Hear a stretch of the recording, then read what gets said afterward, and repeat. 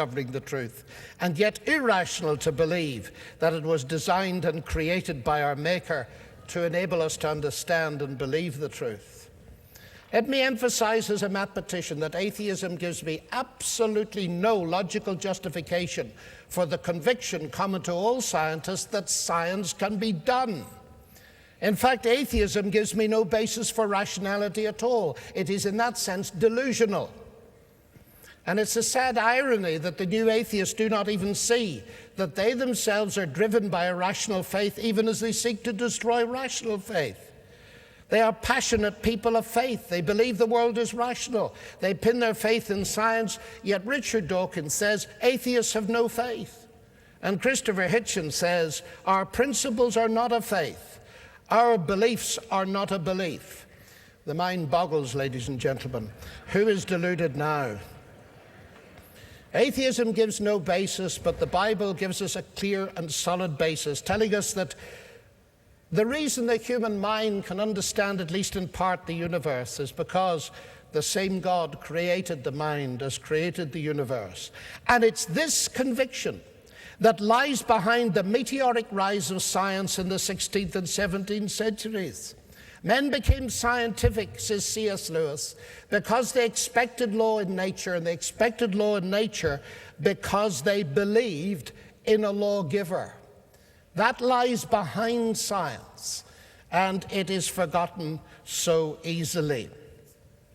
Now, those early scientists didn't make the mistake of the new atheists and offer us the false alternative of either science or God. That's like saying it's either Henry Ford or internal combustion. Choose between the two. You can't have both. You either explain the motor by the laws of internal combustion or you explain it in terms of Henry Ford. That is very silly. That is to confuse two levels of explanation. Explanation in terms of mechanism, the motor and laws of internal combustion, or in terms of agency, that is Henry Ford. And exactly the same thing happens. Richard Dawkins says it's either science or God, but of course you can have both. God is the agent who designed the whole universe which science attempts to describe. Now, the reason they make this mistake is because they are deluded as to the reach of science. Because the idea, ladies and gentlemen, that science can explain everything is seriously false. The Nobel Prize winner Peter Medawar said science cannot deal with the simplest questions of a child. Why am I here? What is the meaning of my life? It cannot deal with culture, with art, with poetry, with history. Science is limited, and that's no insult to science. It simply shows that there are frontiers, and it is very important to realize it. And they make another mistake built on top of that one, and that is that everything can be reduced to physics and chemistry. In my college in Oxford, we have wonderful dinners on a Thursday night, and I was sitting at one of these dinners and discovered I was next to a famous biochemist. And he asked me what I did. It's an Oxford question, I'm afraid. And I said, I'm a pure mathematician. Oh, he said, how dreadfully boring. And then I said, well, I tried to make up for it by being interested in some of the really big issues of philosophy. He said, like what? Well, I said, like whether the universe is self-existent or had a creator. Oh, he said, it's far worse than I thought then. He said, listen, the bottom line is this. I'm an atheist, I'm a reductionist, I've nothing to say to you, you've nothing to say to me, we're going to have a very miserable evening. Well, that's a very good start for a dinner party, isn't it? So I did what I normally do when I panic. I smiled at him and I said, no, we're going to have a fascinating evening because, you know, I just love reductionism. He said, do you? Yes, I said, I know at least 3 kinds. He said, do you? I said, you know, the two of us are scientists, so we believe in methodological reductionism. Take a big problem, split it into little problems, study the little problems, get some insight on the big problem. Yes, he said, I'll go with that. But I said, I think you're an ontological reductionist. That is, you believe that everything can be reduced to physics and chemistry. Dead right, he said. Well, I said, let's do a little experiment then with the menu on the table. So I picked up the menu and got him to read it. It said roast chicken.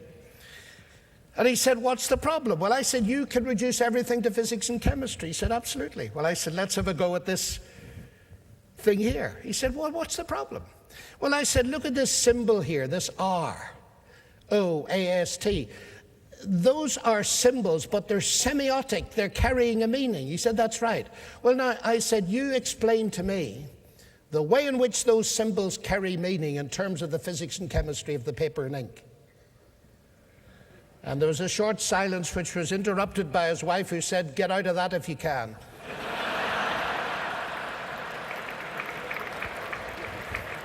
But he didn't try. He said something very remarkable. He said, you know, John, for 40 years I've gone into my laboratory in Oxford thinking it could be done. But it so obviously can't. I was stunned by the answer. He said, you need an author. And then it suddenly dawned on him that I wasn't clever enough to have thought of that argument. He said, where did you get that argument? I said, I admit it, I got it from a Nobel Prize winner.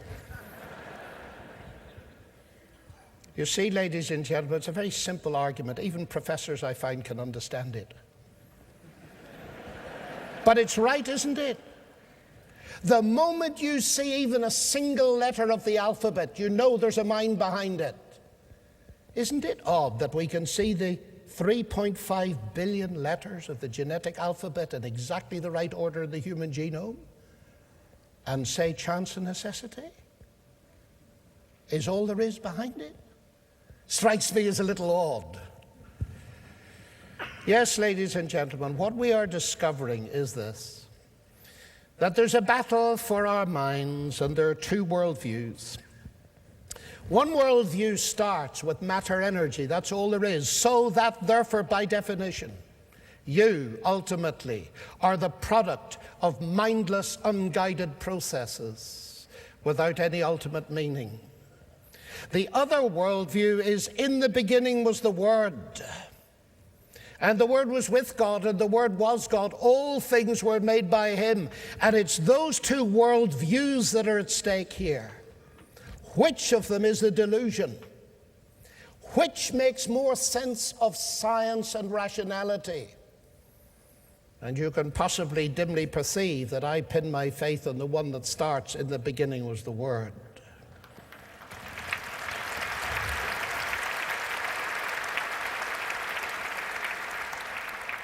Richard Dawkins maintains that there's no point in bringing God into the picture because God is by definition more complex than the thing you're explaining, so he's no explanation at all.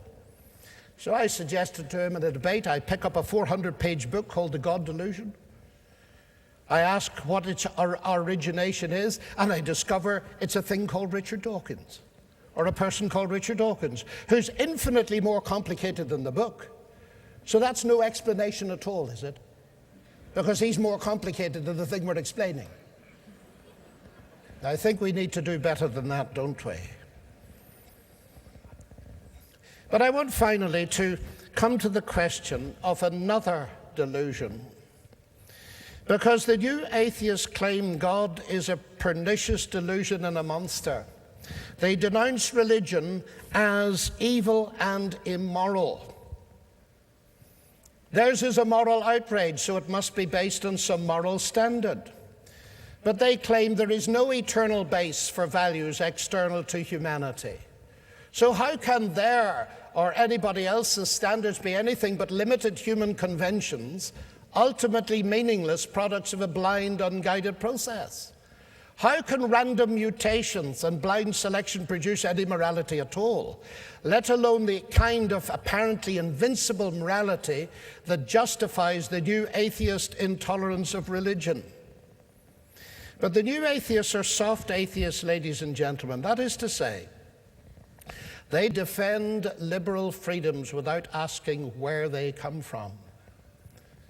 Some atheists do know the answer to that question. The influential German thinker Jürgen Habermas says, Christianity and nothing else is the ultimate foundation of liberty, conscience, human rights, and democracy, the benchmarks of Western civilization.